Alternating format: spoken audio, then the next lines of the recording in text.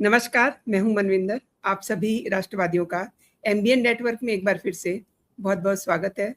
ममता बनर्जी की जो गत बनी है, जो टीएमसी की हालत हुई है, अब किसी से छिपी हुई नहीं है। ममता के सामने दिक्कत क्या है? अभिषेक बनर्जी को कैसे बचाएँ? और अब दिल्ली में जो सीन बना है, 10 जनपद में नाक रगड़ करके ममता वापस लौट आई हैं, लेकिन क्या लेके आई हैं? इसी पर बात करते हैं। मेरे साथ कोलकाता से जुड़ गए हैं प्रियो बंधु मीडिया से सुधाशील घोष जी। पहली बार मेरे चैनल पर आए हैं। नमस्कार, बहुत-बहुत स्वागत है आपका सुधाशील जी। नमस्कार Manvinder ji, thank you for giving this opportunity.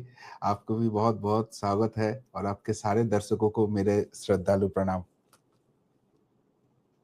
सुधाशील ji, TMC के बागियों का गुट क्या 2/3 हो गया है?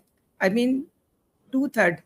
नंबर गेम किसके पक्ष में है और ममता कहाँ खड़ी है? कैसे देखते हैं हम लोग?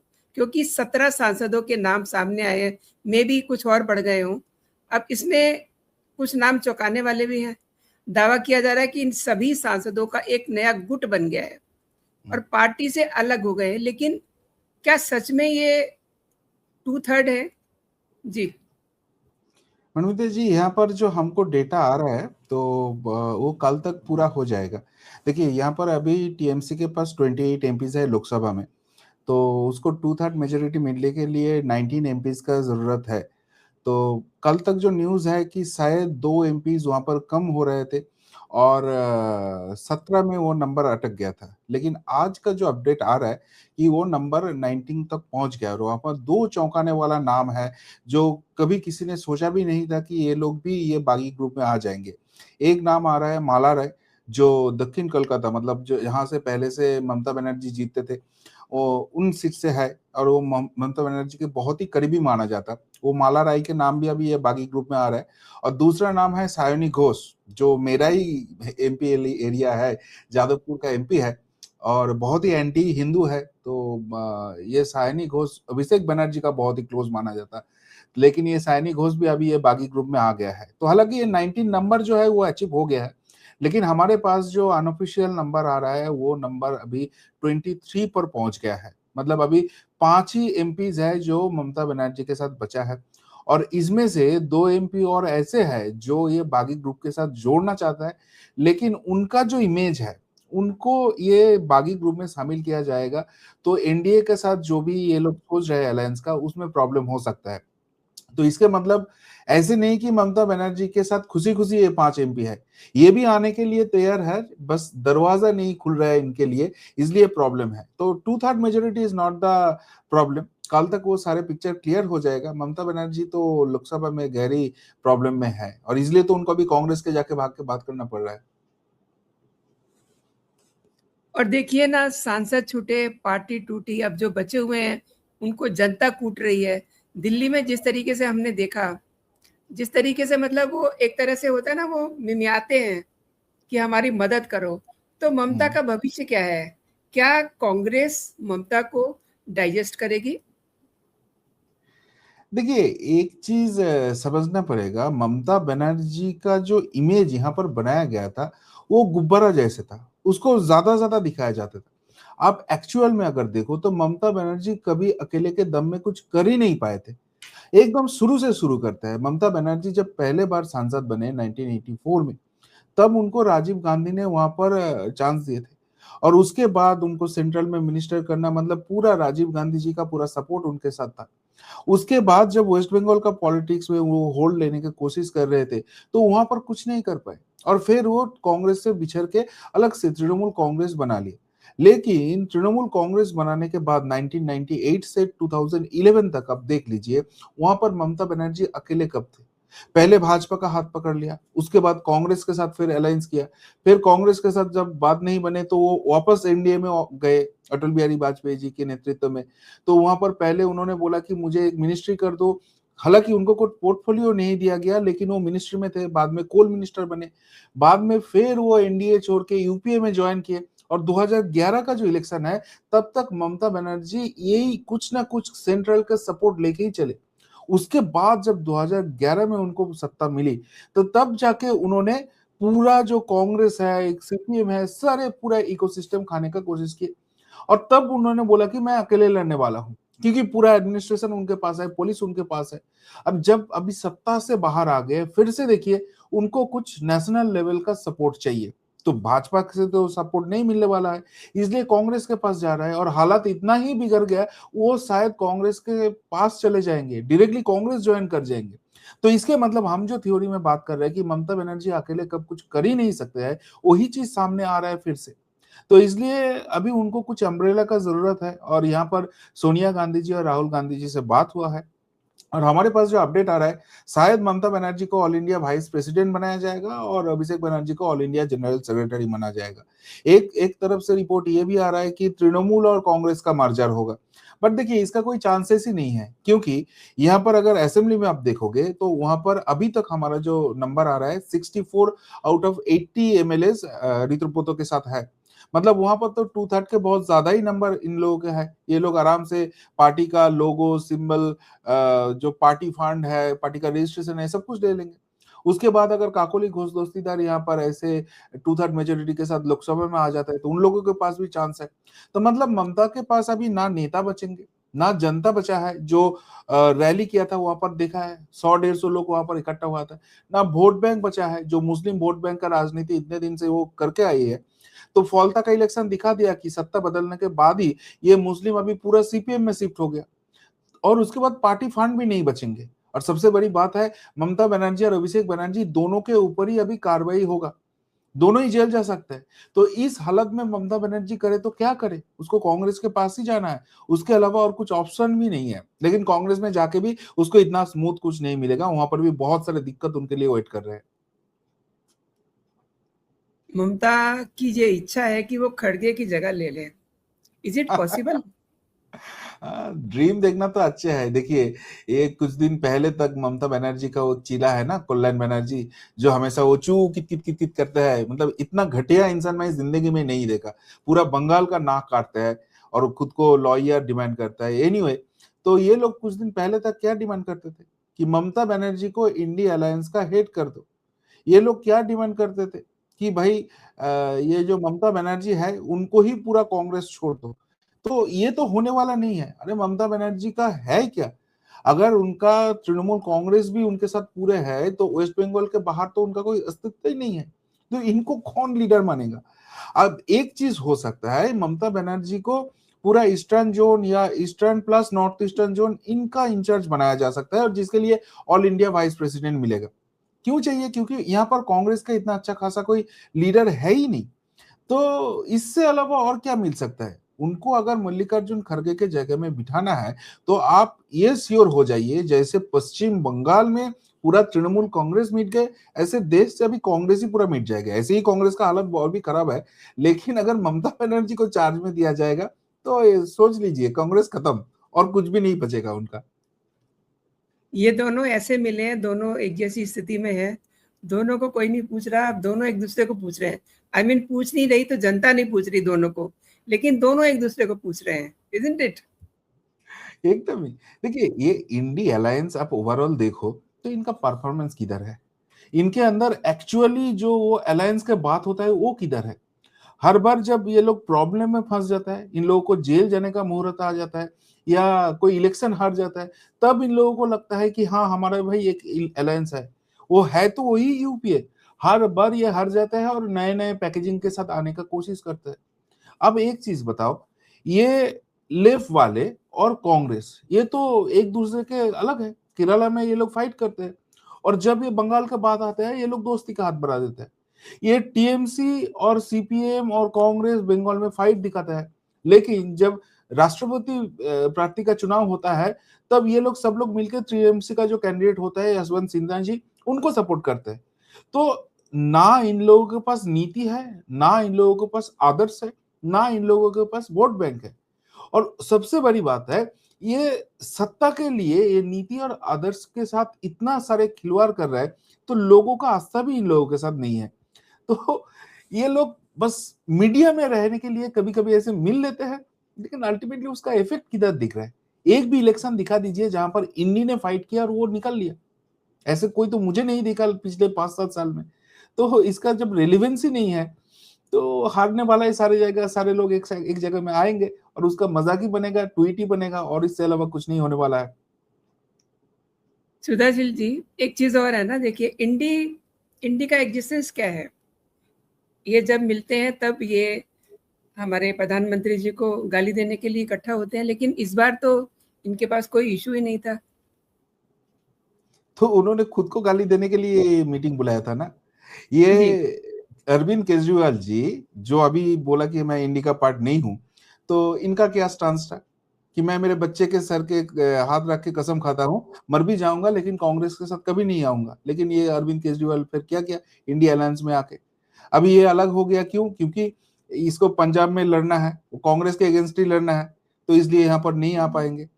ये राहुल गांधी कुछ दिन पहले बंगाल चुनाव का प्रचार में आके क्या बोले थे, वेस्ट बंगाल के सबसे ज्यादा भ्रष्टाचारी जो कोई है तो वो ममता बनर्जी है।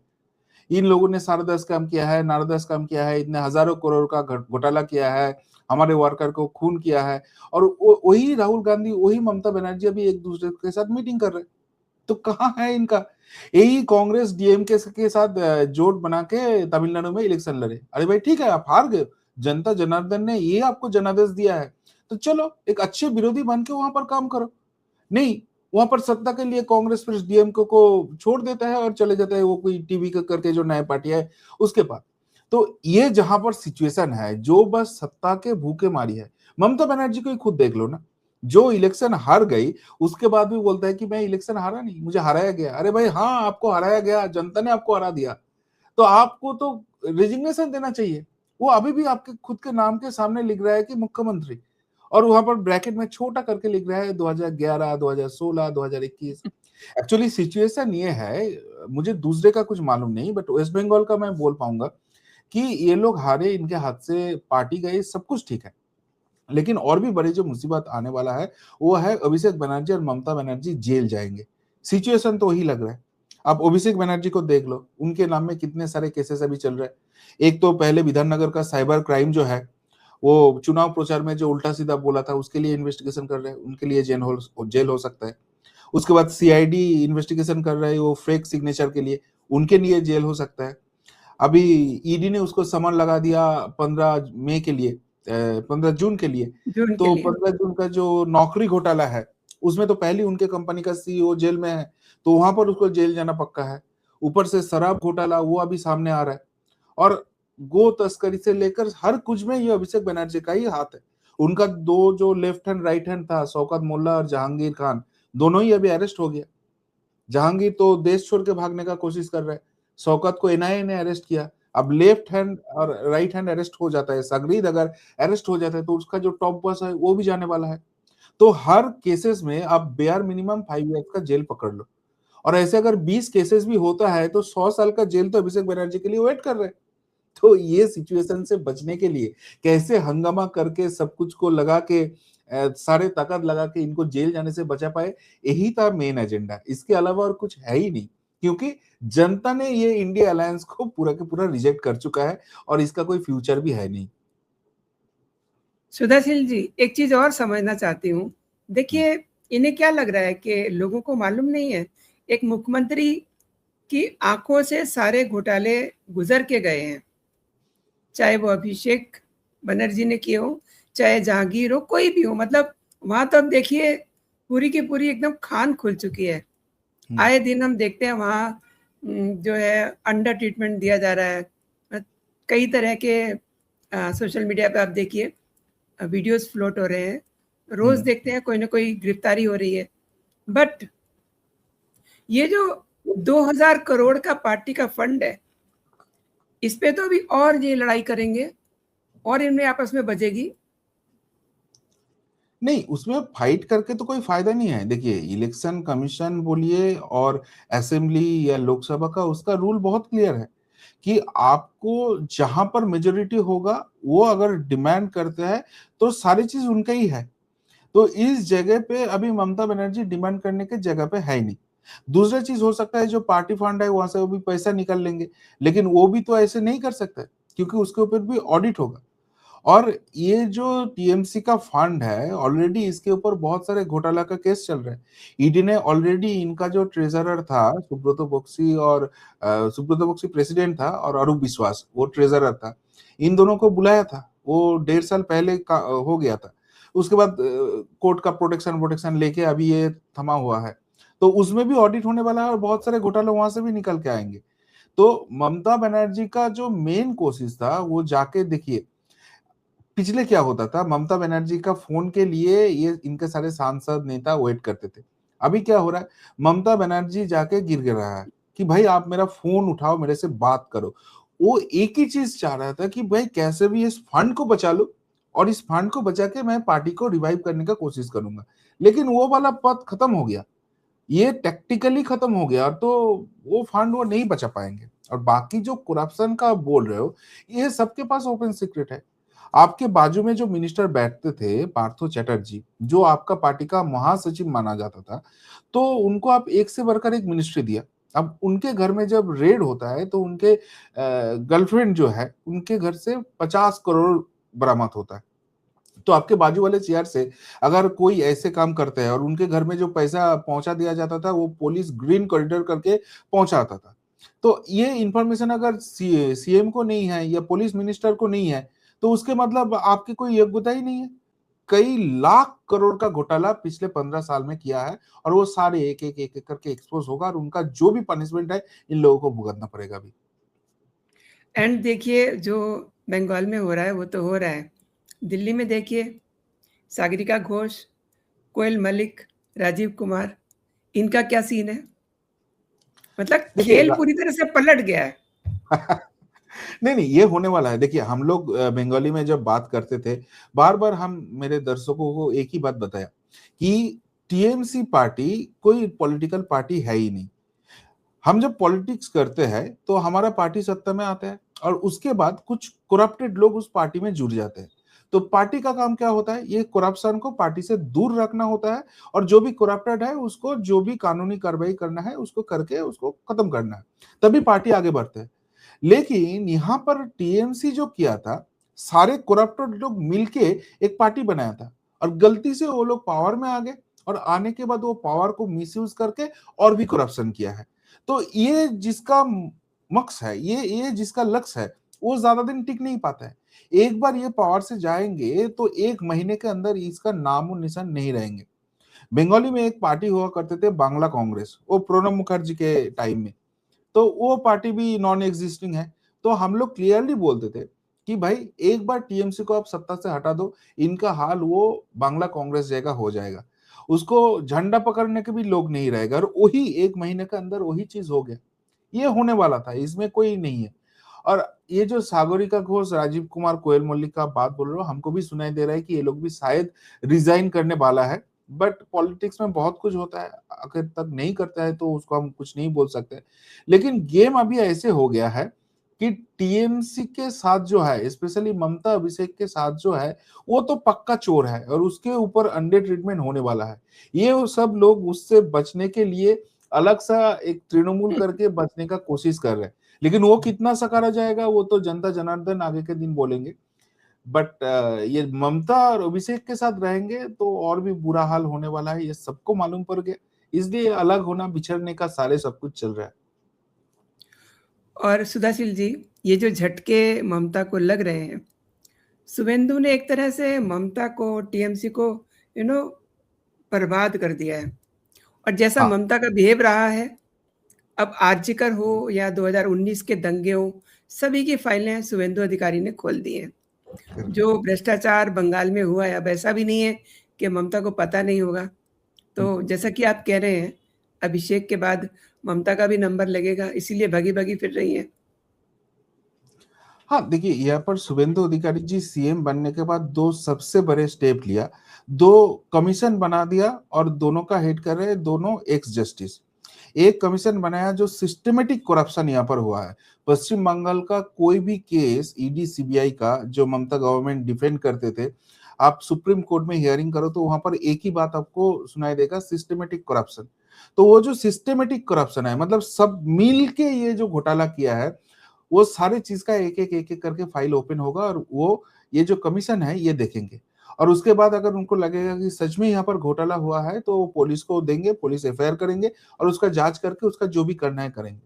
दूसरा एक चीज है महिलाओं के ऊपर अत्याचार। यहाँ पर हम लोग हमेशा से सोचते थे कि भाई देखो एक महिला मुख्यमंत्री है तो कुछ भी हो जाए तो महिला लोग सबसे ज्यादा सुरक्षित रहेंगे, और अगर सुरक्षित नहीं भी रहेंगे उसके ऊपर कोई कुछ गुंडामी करने का कोशिश करेंगे तो इतना सख्त वहां पर पनिशमेंट का इंतजाम किया जाएगा या पूरा सिस्टम ऐसे किया जाएगा, कोई दोबारा करने के लिए सोचने के लिए भी उसका समर्थन नहीं रहेंगे। लेकिन हमने क्या देखा, बार बार यहाँ पर ये जो टीएमसी का गुंडा है, ये लोग जो अन्याय काम करते थे तो वहां पर ममता बनर्जी इन लोगों को डिफेंड करते थे, इसको बोलते थे तुच्छ घटना, साजाना घटना, मतलब फेक इंसिडेंट, ये बहुत ही स्मॉल इंसिडेंट, हमको इससे कुछ लेना देना नहीं है, ये विरोधी लोग जो है वो चक्रांत कर रहे हैं, ये सारे बयान थे। तो इसलिए महिलाओं के ऊपर अत्याचार बहुत बढ़ गए थे। तो वो सारे केस को इन्वेस्टिगेट करने के लिए, स्पेशली जो गैंग रेप होते थे, जो पॉलिटिकली मुंह बंद करने के लिए इनका जो गुंडे लोग करते थे, वो सारे केस ओपन करने के लिए जस्टिस समाप्ति चटर्जी के अंडर और एक कमीशन बना दिया हो, और वहां पर भी सेम चीज है। तो अभी जितना हमको दिख रहा है, अगले 6 महीना 1 साल में और भी बहुत सारे चीज सामने आने वाला है। मैं आपको एक इंसिडेंट बोलूंगा तो आपको एक स्टैट दूंगा तो आपको सारे पिक्चर क्लियर हो जाएगा। जब जी। शुभेंदु अधिकारी जी ने ओथ लिया था, पहले 7 दिन में 70 टीएमसी का जो नेता है, करप्टेड नेता है, अरेस्ट हुआ था, और उसमें से किसी को अभी तक बेल नहीं मिला है। और अभी 1 महीना पूरा हुआ है, वो नंबर 300 प्लस हो गया है हर रोज। मतलब अभी तो हमारा ये प्रॉब्लम हो गया, हम तो सोच रहे हैं कि सीएम साहब को हम जरा बोलेंगे हमारा तकलीफ के बारे में। रात को 1 बजे भी टीएमसी का करप्टेड नेता अरेस्ट हो रहा है, पूरा दिन तो बिल्कुल। हम के सामने बैठे ही है, अब रात को भी क्या सोने नहीं देंगे। बट जो पर सच में यहाँ पर जो सिस्टमेटिक करप्शन टीएमसी ने किया है, तो टीएमसी का एक भी नेता बचना नहीं चाहिए। और सीएम साहब ने जो बात किया है ना, वो बहुत ही अहम बात है। हालांकि मजाक में बोला है, बट यही होने वाला है कि हमारा इधर सबसे बड़ा जो ग्राउंड है, जो आर्मी के अंडर है, ब्रिगेड पैरेड ग्राउंड, उसका आधा हिस्सा लेना पड़ेगा और वहां पर एक नए जेल बनाना पड़ेगा। नहीं तो टीएमसी का इतने सारे चोर को हम कहां पर रखेंगे। आपने सही कहा, और मैंने तो सुना है कि उस पे शायद काम होना शुरू हो गया है, क्योंकि वाक़ई में इतने सारे लोगों को रखा कहाँ जाएगा? और तो जेल मंत्री जो थे ममता के, वो भी आप कह रहे हैं कि आधी रात में तो उनको उठाया गया। एकदम, मतलब अभी लोग पूछ रहे हैं एक ही चीज, भाई इतना कुछ तो हम ट्रैक नहीं रह सकते हैं, आप सबको डाल दो और बस वो बुआ भतीजा कब जा रहा है ये हमको क्लियर कर दो। वो बुआ भतीजा से आप चालू करो, अब नीचे से क्यों चालू कर रहे हो। And end of this show, मैं एक चीज़ और आपसे आखिरी टिप्पणी लेना चाहूँगी कि नाक रगड़ के ममता वापस तो लौट आई हैं, लेकिन कुछ लेकर के आई हैं, आपको कुछ लगता है? हमने इतनी चर्चा की है। नहीं देखिए, मैं जो बात बोल रहा था कि वहां पर डिस्कशन जो हुआ, जो दिल्ली से रिपोर्ट हमको आ रहा है कि ममता बनर्जी को शायद वाइस प्रेसिडेंट बनाया जाएगा और अभिषेक बनर्जी को शायद जनरल सेक्रेटरी बनाया जाएगा और वो लोग कांग्रेस में ज्वाइन करेंगे। हालांकि डिमांड तो बहुत ज्यादा था, जैसे आपने बोला कि मल्लिकार्जुन खड़गे के जगह में ममता बनर्जी को दिया जाए या उसको राज्यसभा में भेजा जाए कोई दूसरे स्टेट से। तो ऐसे बहुत सारे डिमांड थे, बट वो माना नहीं गया, फाइनली ये डील हुआ है। बट ये अगर आखिर में हो भी जाता है, यहाँ पर दो सवाल उठता है। एक तो कि ये कांग्रेस डील क्यों कर रहे हैं, जो ममता बनर्जी कांग्रेस से बिखर के अलग से पार्टी हुए थे, उसके बाद पूरा कांग्रेस को वेस्ट बंगाल में साइन बिट करा दिया, उसके बाद इनका जितना भी वर्कर था उनका मर्डर किया है। तो उस ममता बनर्जी को कांग्रेस क्यों एक्सेप्ट कर रहा है? ममता बनर्जी का मजबूरी तो हमको समझ में आ गया। देखिए, कांग्रेस का दो यहाँ पर रीजन है। एक तो मैंने बोला उसका ईस्टर्न जोन में इतना अच्छा कोई लीडर नहीं है, तो ममता बनर्जी आएंगे तो वहां पर एक वेटेज बढ़ेंगे। दूसरी बात है, ममता बनर्जी का ये राज का एक बहुत बड़ा कारण था मुस्लिम वोट, जो 100% ममता बनर्जी के साथ कंसोलिडेट थे। अभी फौलता का इलेक्शन आप देखोगे तो वहां पर हमने क्लियरली देखा कि भाई मुस्लिम ने समझ गया ममता बनर्जी खत्म, उनका पॉलिटिकल करियर खत्म, तो इमीडिएटली उसने सीपीएम में स्विच कर गया। तो इसके मतलब ये जो मुस्लिम वोट है, ये कौन उसको प्रोटेक्शन दे सकता है या कौन उसका नजदीक हो सकता है, उसके हिसाब से डिसीजन लेगा और 100% कंसोलिडेशन होगा। तो कांग्रेस का वेस्ट बंगाल में आप अगर देखोगे, मालदा, मुर्शिदाबाद और उत्तर दिनाजपुर छोड़कर और कहीं पे भी कुछ होल्ड नहीं है। लेकिन ममता बनर्जी अगर आ जाते हैं तो यहाँ पर एक चीज हो जाएगा, ये जो मुस्लिम वोट पूरा साउथ बंगाल का बेल्ट में है वो कांग्रेस के खाते में जा सकता है, तो कांग्रेस के नंबर ऑफ सीट्स बढ़ सकते हैं, वहां से वो एमपी निकल सकते हैं या राज्यसभा के एमपी कर सकते हैं। ये सारे दूर का सोच के ही कांग्रेस का हाईकमांड ममता बनर्जी और अभिषेक बनर्जी का इंक्लूजन का सोच रहा है। बट ये हाई कमांड का सबसे बड़ा प्रॉब्लम है, जो कांग्रेस का एक्चुअली मिट जाने के भी कारण है, ये लोअर लेवल का पॉलिटिक्स कभी देखा ही नहीं, क्योंकि ये लोग सोचते हैं कि भाई गांधी फैमिली में पैदा हुआ है तो वो तो प्राइम मिनिस्टर होने के लिए ही पैदा हुआ है, उसका दूसरे फैमिली में शादी हो जाता है फिर भी उनका टाइटल गांधी ही रह जाता है। तो इस हिसाब से बंगाल का पॉलिटिक्स को राहुल गांधी सोनिया गांधी शायद नहीं समझ रहे। इतने कुछ हो जाने के बाद भी जो कांग्रेस का झंडा पकड़ के यहाँ पर खड़ा है, वो कैसे मान लेंगे कि ममता बनर्जी जैसे अत्याचारी लोग यहाँ पर आएंगे, जो इतने दिन दादागिरी किया है इन लोगों के ऊपर, वो फिर से उनके लीडरशिप के नाम में दादागिरी करेंगे और ये लोग मान लेंगे? अधीर चौधरी जैसे लोग ये मान लेंगे क्या? अधीर चौधरी छोड़ दीजिए, शायद वो हाईकमांड के बाद मान लेंगे, लेकिन जो वर्कर है, जो ग्राउंड ग्राउंड लेवल में काम करते हैं, जो इतने दिन ये टीएमसी के साथ संघर्ष करते आए हैं, वो लोग वो अत्याचार भूल के क्या मान लेंगे? ये पॉसिबल ही नहीं है। तो इसके मतलब ममता बनर्जी, अभिषेक बनर्जी अगर कांग्रेस में ज्वाइन करते हैं तो यहाँ का कांग्रेस पे एक नया महाभारत चालू हो जाएगा। तो अल्टीमेटली दिल्ली से ममता बनर्जी जो लेके आया है थोड़ा उम्मीद, लेकिन उस उम्मीद में पानी अभी अभी फैला गया है, तो अल्टीमेटली उसके हाथ में अभी बिग जीरो है। जैसे उसका भतीजा गोवा गए थे ना और दूसरे राज्यों में गए थे ना टीएमसी का गवर्नमेंट बनाने के लिए, और इतना बड़ा गोला लेके आ गया था रसगुल्ला, वही रसगुल्ला लेके ममता बनर्जी और अभिषेक बनर्जी तो वापस आए, उसके आगे और कुछ नहीं है। बहुत सही कहा आपने। और अधीर रंजन चौधरी जो हैं, ये तो अभी रायता फैलाएँगे, जैसा कि आपने कहा इनकी पार्टी में फिर और रायता फैल जाएगा। आपने मेरे लिए समय निकाला और मेरे दर्शकों को आपने तमाम विषयों पे महत्वपूर्ण जानकारी दी। बहुत-बहुत धन्यवाद आपका। जय हिंद, जय भारत। Thank you. जय